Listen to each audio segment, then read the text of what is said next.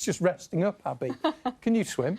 I mean, I can if it was a survival thing, but I wouldn't say I'm a 300 or 200 length kind of gal. No, I'll leave that to Kay. Me neither. No. How's the weather? The weather, right. It is just a little bit boring over the next few days, to be honest. It's very repetitive. We're stuck in a bit of a weather rut. I'll try and jazz it up a little bit. We've had some nice photos. Thankfully, the autumnal leaves are adding a little bit of colour. Thank you to Bedster for sending this photo in from Chester. And then this beautiful dog outfits morning walk this morning. It was very gloomy, but at least, you know, getting out and about and getting some fresh air. And there will be plenty of opportunities to do that because the forecast is looking dry over the next few days.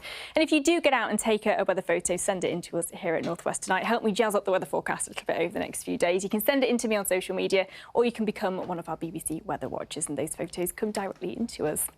So tomorrow, unsurprisingly, the headline is a fairly cloudy one, mostly dry. It's going to be settled. We've very much got high pressure in charge of things over the next few days. It is shifting slightly further east, and that is going to allow milder air to make its way up from the south. So around the middle part of the week, our temperatures might jump up by a degree or two, but very little change in the weather forecast in general as we head towards the end of the week and through much of the weekend too.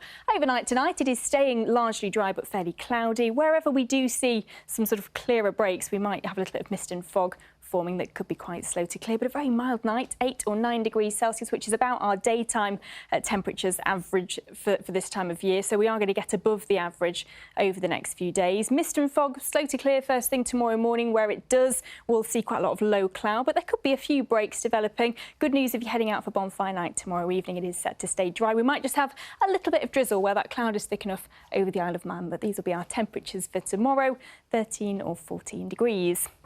So we are well in the thick of this yellow and orange on the air mass. Those temperatures are good 4 or 5 degrees above average at some points this week, and staying that way right through to the end of the week and the weekend. Like I say, very little change in our weather forecast as we head through to the end of the week. This is how Wednesday's looking. Again, mostly dry, mist and fog slow to lift. Once it does, there'll be a lot of cloud, some brighter breaks into the afternoon. Temperatures around 14 or 15 degrees, and very similar through Thursday and Friday, Rog. We shouldn't complain about it being boring, should we? But it has been quite boring at the moment. Yes, it just doesn't give me a lot to say. No. Stephen sent a tweet. I didn't realise Richard Askham is a big fan of Johnny Marr, used to be in the Smiths.